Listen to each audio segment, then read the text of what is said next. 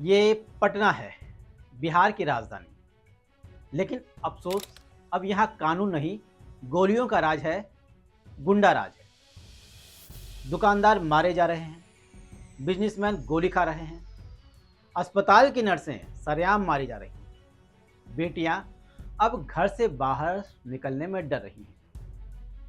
ये बिहार का नया वर्जन है, न्यू वर्जन, गुंडा राज। कुछ इसी तरह के आरोप विपक्ष सरकार पर लगा चुका है। कांग्रेस नेता राहुल गांधी भी कह चुके हैं कि बिहार में अपराध न्यू नॉर्मल है। ताजा उदाहरण परसों का है, शनिवार का, जहां बिहार की राजधानी पटना में शनिवार रात बीजेपी के एक नेता सुरेंद्र केवट की गोली मारकर हत्या कर दी गई। ये घटना पिपरा के शेखपुरा गांव में हुई। सुरेंद्र केवट बीजेपी के किसान मोर्चा के पूर्व अध्यक्ष थे। चलिए इनको छोड़िए, इससे पहले वाले दिन आते हैं, शुक्रवार, जहां बिहार में शुक्रवार की रात अपराधियों ने खूनी खेल खेला और इस बार अपराधियों ने एक व्यापारी विक्रम झा को निशाना बनाया और उनकी गोली मारकर हत्या कर दी। इससे कुछ दिन पहले और आते हैं, 4 जुलाई की बात है, जब व्यवसायी गोपाल खेमका की गोली मारकर हत्या कर दी गई और अब किराना व्यवसायी और कृष्णा मार्ट के मालिक विक्रम झा को भी अपराधियों ने अपना शिकार बनाया। कारोबारी ही नहीं, शनिवार को तो पटना पीएमसीएच की स्टाफ नर्स सुशीला देवी की भी गोली मारकर हत्या कर दी। वो 60 साल की थी और नालंदा जिले के डोइया गांव में अपने घर से लौट रही थी, लेकिन बदमाशों ने उन्हें वहीं मार दिया। ये सब नई घटनाएं नहीं हैं, ये आजकल की ही घटना है, महज 1 महीने पहले की। और 1 महीने पहले भी एनएमसीएच की जो एक रिटायर्ड नर्स थी महालक्ष्मी और उनकी बेटी संथाली, उनको घर की सीढ़ियों पर बदमाशों ने गोली मार दी। बदमाश बाइक से आए थे और गोली मारकर भाग गए। कानून बस तमाशा देखता रह गया। ये बिहार है। आखिर ये गुंडाराज कब थमेगा? और पुलिस है कि हाथ पर हाथ धरे बैठी है, सरकार है कि चुप है। चलिए इनको छोड़े। पिछले 6 महीनों में 9 व्यापारियों की हत्या हुई है। नाम गिनाएं, रमाकांत यादव 11 जुलाई को पटना में घर के बाहर मारे गए। गोपाल खेमका 4 जुलाई होटल के पास उनकी हत्या हुई।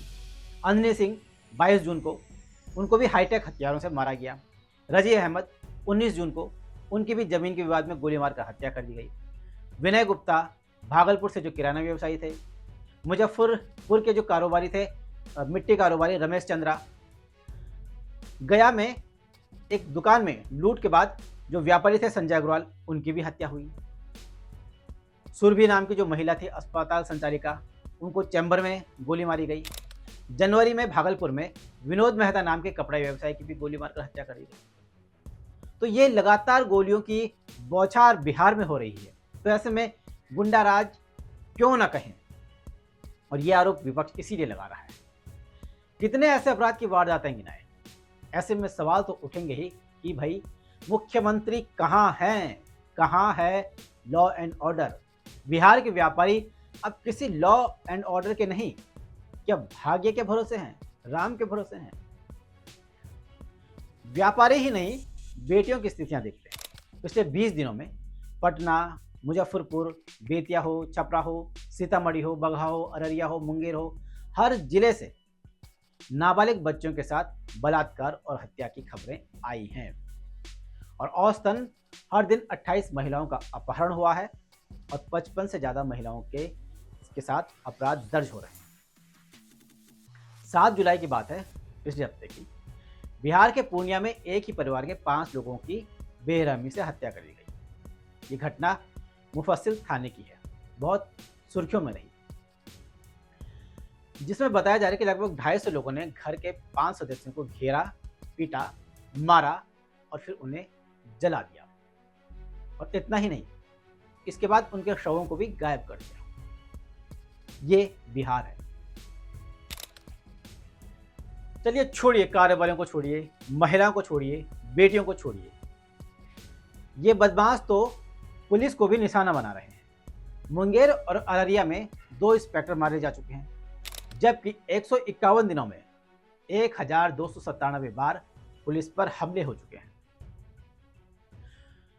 ऐसे में कौन संभालेगा राज्य को जब पुलिस खुद असुरक्षित है, उन पर हमले हो रहे हैं। और ऐसे में जिस बिहार में जंगल राज और गुंडा राज के मुद्दे पर नीतीश सरकार सत्ता में आई थी, लालू प्रसाद यादव की सरकार को सत्ता से बेदखल किया था, उसी बिहार में फिर से जंगल राज पार्ट 2 की झलक दिख रही है। और यही गुंडा राज 2.0 नीतीश सरकार को सत्ता से बेदखल कर सकता है। लेकिन इन सब के बीच नीतीश कुमार अपराध पर अंकुश लगाने के बजाय कुछ और ही तिकड़म भिड़ा रहे हैं। उन्होंने पूरे राज्य में वादा किया है कि वो 1 करोड़ लोगों को सरकारी नौकरी देंगे। उन्होंने वादा किया है कि वो 100 यूनिट बिजली मुफ्त देंगे, यानी फ्री की रेवड़ियां। लेकिन अपराध को लेकर उन्होंने अब तक कोई वादा नहीं किया। ऐसे में साफ है कि नीतीश अपराध के मामले में, कानून व्यवस्था को संभालने के मामले में फेल हो चुके हैं और वो इस समस्या से निपटने में अब खुद को असमर्थ भी पा रहे हैं। इसीलिए वो अपराध पर बात नहीं कर रहे हैं, बल्कि इस अपराध से जो आक्रोश बिहार में फैल रहा है उसको कैसे दबाया जाए, उसके लिए नए नए तरीके ढूंढ रहे हैं, जिनमें ये बिजली यूनिट का हो सकता है, नौकरी का हो सकता है, और भी कई ऐसे जो रेवड़ियां हैं, वादे हैं, वो कर रहे हैं। लेकिन इन सब के दर सबसे बड़ा सवाल यही है, और जो कल रात घटना हुई, व्यापारी की हत्या हुई, उस खबर का न्यूज़ ट्रायल यही है कि सरकार को अपराध पर ध्यान देना चाहिए, लोगों को सुरक्षा का माहौल देना चाहिए, तब जाकर जो नीतीश ने इतने सालों में अपना नाम कमाया था, सुशासन बाबू का तमगा हासिल किया था, वो साबित होगा। और ऐसे में नीतीश हो या लालू हो, दोनों की सरकार में क्या फ़र्क पड़ता है जब गुंडा राज रहना ही है, अपराधियों की तूती बोलनी ही है और लोगों को हमेशा डर के साए में रहना है। ऐसा में क्या फ़र्क पड़ता है किसी की भी सरकार हो, नीतीश या लालू। नमस्कार।